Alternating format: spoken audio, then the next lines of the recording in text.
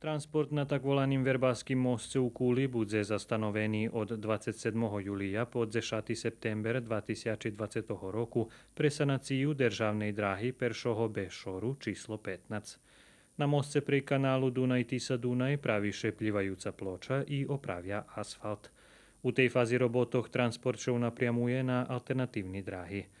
Automobily zo Zverbásu do Odžáku, Zomboru i Bačkej Topoli unapriamení na ulici Industrijná zóna, Košut Lajoša, Petra Drapšina, Veľka Vlachoviča odnosno do Maršala Tita, týž tak i u procívnym napriamu.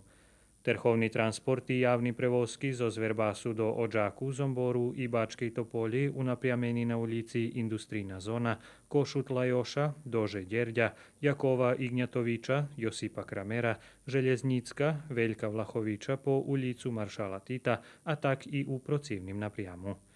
Javné podpríjemstvo dráhy Serbii modľa všetkých účastníkoch u transportu, že by počitovali postavenú signalizáciu i chasnovali alternatívne napriamy.